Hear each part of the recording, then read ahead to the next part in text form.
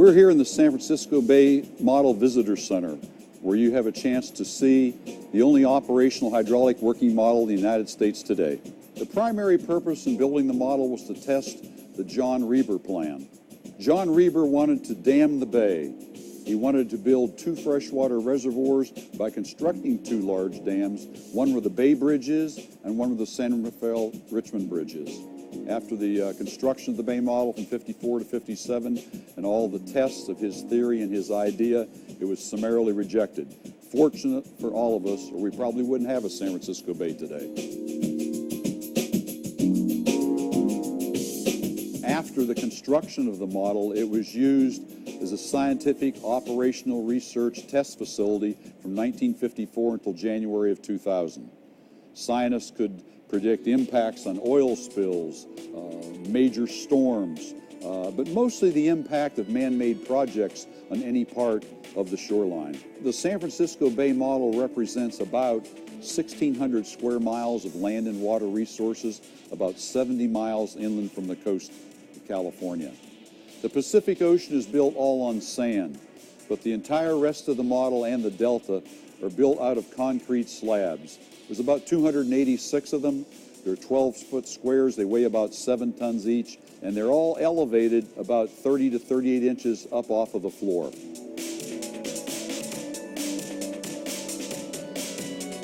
We have 2 supercomputers and also a lot of very sophisticated technology in a little facility called the Tide Hut. Every morning when we turn on the computer, it takes about 20 to 21 minutes to flood the entire model and the delta with about 135,000 gallons of water. At the end of the day at 4 o'clock when we close to the public, we close the system down. All the water drains back into the sump tank. You'll see throughout the model there's about 250,000 copper tabs. They're embedded in the concrete, and their primary purpose is to help provide frictional resistance to help create the right tides and currents. There's 3 specific criteria that are important in analyzing how the model is calibrated and how it operates. The horizontal scale of the model is 1,000 to 1. So for every 1,000 feet underneath the Golden Gate Bridge, 1 foot in the model. The vertical scale is 100 to 1. So for every 100 feet underneath the Golden Gate Bridge, 1 foot down in the model. But the most important factor is time. Now, a lunar day is like 24 hours, 54 minutes, so many seconds. But in the Bay model, that happens every 14.9 minutes. So every 14.9 minutes in the Bay model, you have 2 high tides and 2 low tides. Mathematically, it's changing about every 3.78 minutes.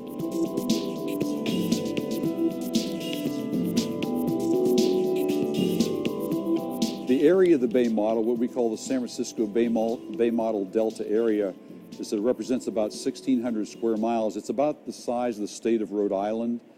When you're standing on our observation deck looking down at the Bay model, it's about the same as flying in an aircraft above the city of San Francisco at an altitude of about 10 to 12,000 feet looking down at the Bay. What if you couldn't? What if it was, say, the 1950s and you needed to work out if a bold but questionable plan to dam the San Francisco Bay was a good idea?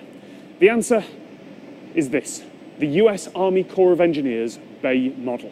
The Bay model is 1.5 acres or more. What you're looking at is one of our former scientific hydrodynamic engineering testing facilities, and this was the tool, the instrument that they used to see what the unforeseen consequences of the John Reber plan was going to be.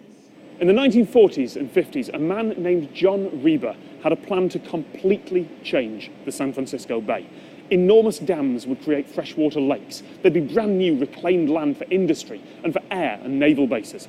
Reber said it would make the bay a defensible military fortification, move people safely inland, and the newly dammed rivers would provide huge amounts of drinking water. Reber was not a professional engineer. He was a theatrical producer who'd done a lot of research. But because he worked in showbiz, he knew how to promote something. And by most accounts, he was a friendly, sincere, convincing man. So, unlike other ideas for giant engineering projects, the Reber plan actually caught on. Debate went back and forth for years, but eventually, Reber's plan seemed realistic enough, at least to politicians, that the US Army Corps of Engineers were tasked to see if it was practical. And they were given $2.5 million, that's about $25 million today, to find out. And with it, They built this. This model, when it was built, was the next level, the next generation. It was extremely accurate as an instrument at the time. There really wasn't anything better. There's 250,000 strategically placed little copper tabs in the bottom of the model to keep the salt water and the fresh water from going in and out too quickly, but also to duplicate any little protrusions sticking up out of the bottom of the bay. The model is 1 to 1,000 scale horizontally, 1 to 100 scale vertically, and 1 to 100 scale in time. That means about 200 times a day, the tide comes in and the tide goes out, because San Francisco Bay has tides, and therefore, so does the model. Everything was hand-operated for the first 30 years.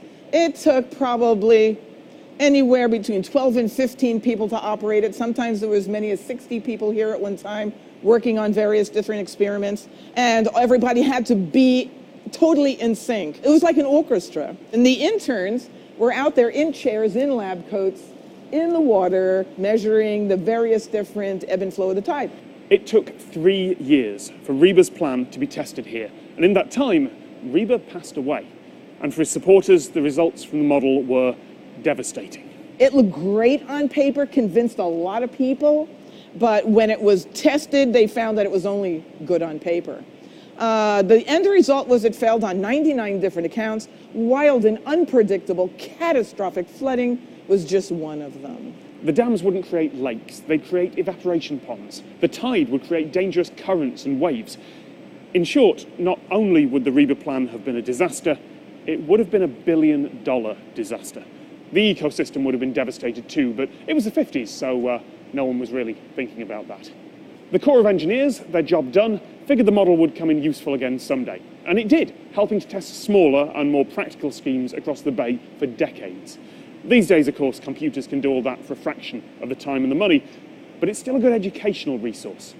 Last time I talked about a grand civil engineering scheme like this, about Hermann Zergel's Atlantropa, I said it was a testament to how big we can dream, but this model is a testament to something else, to science, to having a hypothesis, to testing it, and then, when it fails, admitting that it's wrong. There shouldn't be any shame in that. Sometimes we follow bad ideas. And changing your mind based on new evidence and allowing others to do the same is something our world should be built on. And it's exactly what this model made happen.